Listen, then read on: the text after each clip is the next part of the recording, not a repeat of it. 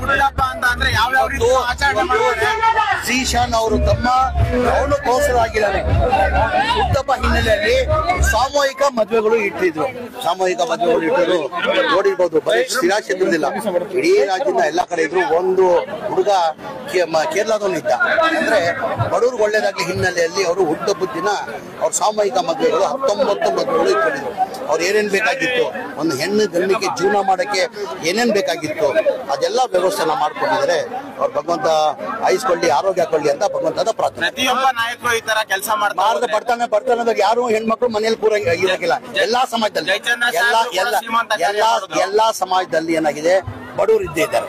ಈ ತರ ಸಾಮೂಹಿಕ ಮದುವೆ ಮಾಡ್ಬಿಟ್ರೆ ಯಾವ ತಾಲೂಕಲ್ಲೂ ಯಾರು ಹೆಣ್ಮಕ್ಳು ಮದುವೆ ಇಲ್ಲ ಅಂದ್ರೆ ಕೂರಲ್ಲ. ಸರ್, ಶಿರಾ ಕ್ಷೇತ್ರದ ಜನರದು ಒಂದೇ ಒಂದು ಪ್ರಶ್ನೆ, ಕ್ಯಾಬಿನೆಟ್ ಅಲ್ಲಿ ಡಿಸೆಂಬರ್ ಅಲ್ಲಿ ಟಿ ಬಿ ಜಯಚಂದ್ರ ಅವರು ಸಚಿವ ಅವ್ರು ಆಗ್ಲೇಬೇಕಂತ ನಾವು ಭಾಷೆ. ಏನಂದ್ರೆ ನಾನು ಇದೇ ಜಿಲ್ಲೆಯವನು, ನಾನು ಕುಂದಗಾಲಲ್ಲಿ, ನಾನು ತುಮಕೂರು ಜಿಲ್ಲೆಯವನು. ನಾನು ಇವತ್ತಿಂದ ಅಲ್ಲ, ನೀವು ಕೇಳಿರ್ಬೋದು, ನನ್ನ ಭಾಷಣದಲ್ಲೇ ಹೇಳಿದ್ದೀನಿ. ನಾನು ಜಯಚಂದ್ರ ಸರ್ಗೆ ನಾನು ರಾಜಕೀಯಕ್ಕೆ ಬರೋಕ್ ಮುಂಚೆನೆ ಆವತ್ತಿಂದ ಅವ್ರ ಲೀಡರ್ಶಿಪ್ ನಾನು ಒಪ್ಕೊಂಡಿದ್ದೀನಿ. ಜಮೀರ್ ಅಹಮದ್ ಹೇಳಿದ್ರೆ ಸಿದ್ದರಾಮಯ್ಯ ಹೇಳ್ದಂಗೆ ಅಂತಾರೆ. ನಾನು ಖಂಡಿತ ಅವ್ರ ಪರ ಇದ್ದೀನಿ, ಅವ್ರು ಹಾಗೆ ಆಗ್ತಾರೆ.